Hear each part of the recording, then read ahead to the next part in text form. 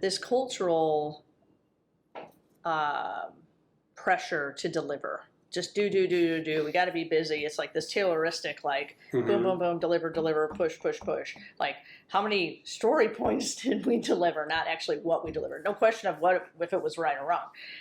That sort of culture and mindset just permeating in the enterprise, and there's no priority placed on learning, and that turns into, you know, teams not being as engaged, maybe being sidetracked, and sort of those powers outside of the localized team.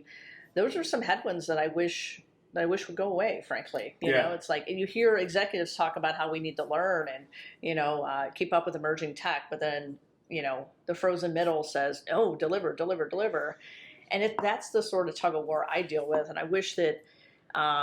We're still thankfully able to break through and have good experiences and outcomes, but there are many teams that I don't believe the team members fully believe they have the permission to slow down and learn. Right. So that's sort of moving away from it's got to be delivery all day to, hey, you know what? Yeah, we deliver, we kick ass, but we also got to sort of sharpen the saw. Can you name another team-based discipline where it is 365 deliver, where there's no saw sharpening, there is no practice, there's no rehearsal? Delivery. That's interesting. Putting it that way, because I immediately, when you say team-based, I immediately go to sports analogies, but everybody practices. Yeah. I just had Formula One practice up on the TV.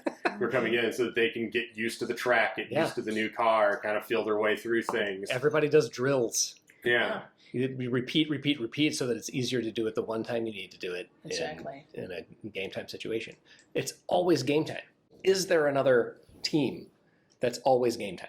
Yeah, because even when I'm thinking about, like friends that I've got, they're like surgeons and stuff like that. Like they practice. They go through things like that. Like what happened if this happened, and kind of game plan out that type of stuff. And think about this: improv teams whose end result is a thing that you make up as you go along.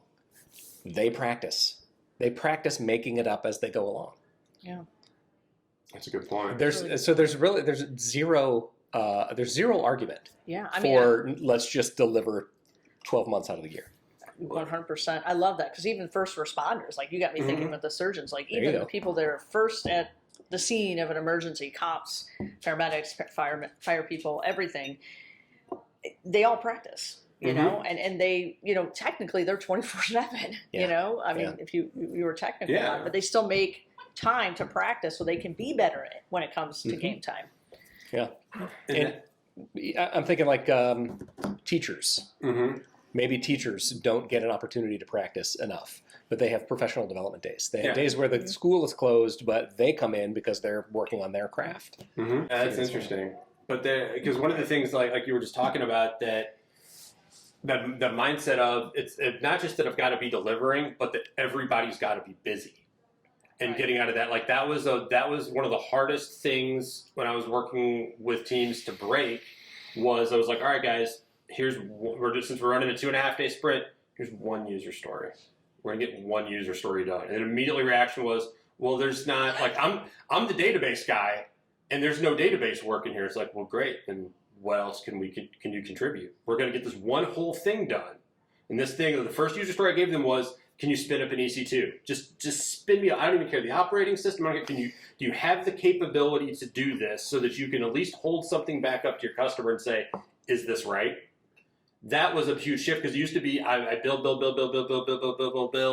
and then I hand the whole thing over to them.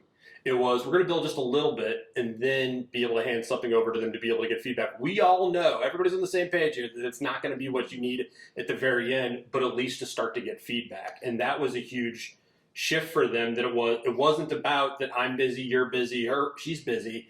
It's about that we got a thing done. Okay, and that was really, really hard. So I think could be useful to just sort of counterpoint this thing. From a manager's perspective, I'll play the part of the manager. Okay, so you're not busy right now. I'm still contributing. I'm pairing with other people. I'm learning from what they're doing. I'm observing what they're doing, so I can also catch, hey, we might need to check this, or you might have forgotten that. But I'm also growing that skill set. But that sounds like you're busy. It is, but it's not that they're producing things that they normally produce. Is when I was, like I said, the last teams I was working with, they were very, very siloed, and it's, I'm the Oracle expert. I only do Oracle things. And then it's now I'm like, hey, I'd like you to build a cloud formation template to spin up something that has nothing to do with a database. And it's, so yeah, that should be considered busy. That I'm sitting there, I'm learning, I'm observing, I'm pairing with other people on my team. But because I'm not producing database work, Yeah. there's a perception that I'm not busy. So I think there are limits to that vocabulary. That just because of who our customers are. I mean, these are the people that have paid the salary that breaks down to, like, if you're not busy, what am I paying for? Mm-hmm. I think that's a fair question to ask. Especially if you're not busy. I mean, if the assumption is that you're just sitting there watching other people. Yeah. But if you're just watching other people and learning, so that when you get to work, you can do that thing, then you're busy. Mm-hmm. So I don't know that there's I would say that we can't say, that being busy is a bad thing. It's just a matter of what you're doing that's occupying your time, making you busy. And it was looking at the whole contribution too. Is that's what the thing was the struggle with, is like there was a guy that was, the networking guy that was on this team. And while one of the things that was great was he could bring his whole technical skill set to it. And it turned out the networking guy was also great writing shell scripts, which is something he never actually gets to do in his normal day-to-day job. And he was great at it, was able to teach other people these things. But at the end of the day, he was concerned with, how is my manager going to perceive my value in terms of I'm not doing networking things. Well, so then it's the perception of not being busy versus the need for someone to always be busy. You're going to look like you're not busy if you're filling out a timesheet and you only have so many tasks, and you spent your time working on other things that were adding value that aren't on this list. Right.